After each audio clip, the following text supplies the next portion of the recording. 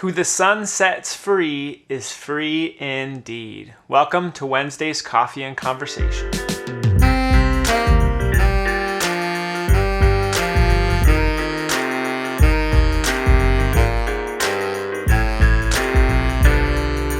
Another Wednesday. Welcome back to Coffee and Conversation, or if this is your first time joining us for one of these videos, just a plain welcome to you.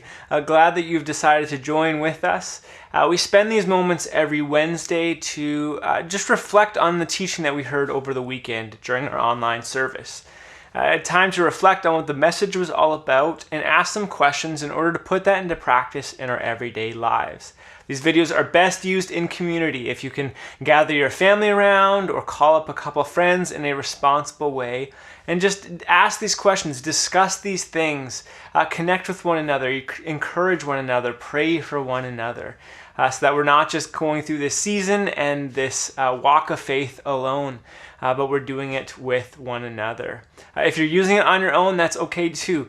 Use these questions for personal reflection to help you, again, process what we heard and learned about on Sunday and put that into practice. Well, this past Sunday, the week after Easter, Pastor Warner started a brand new series called Free.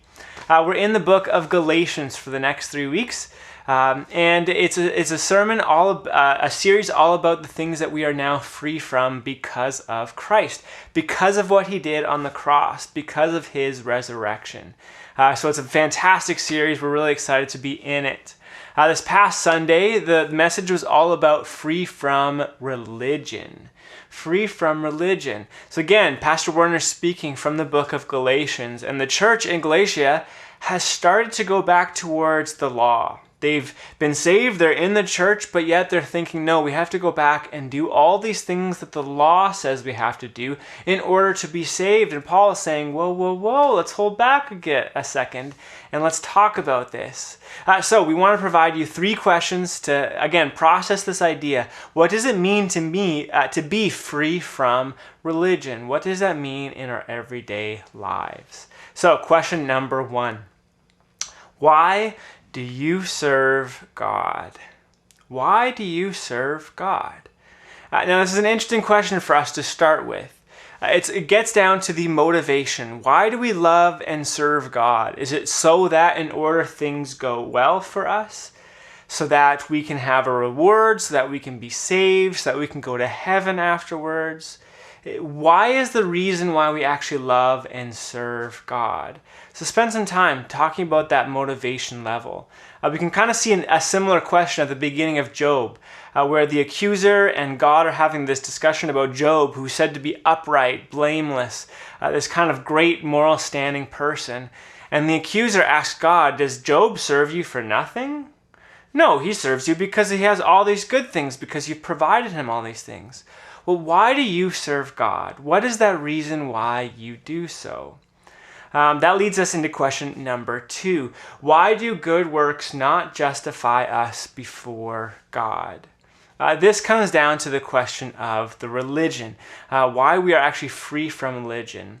Religion in the context of this message and this series in the book of Galatians is following certain techniques and rites and rituals and doing things a certain way in order that you're justified, in order that you're saved, in order that things go well for you or you advance to a better life.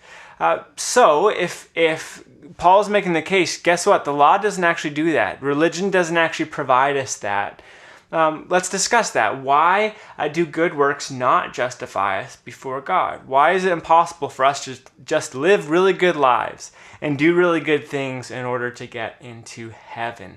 So another deep, heavy theological question for you. Let's wrap it up with question number 3. Why should we still do good things?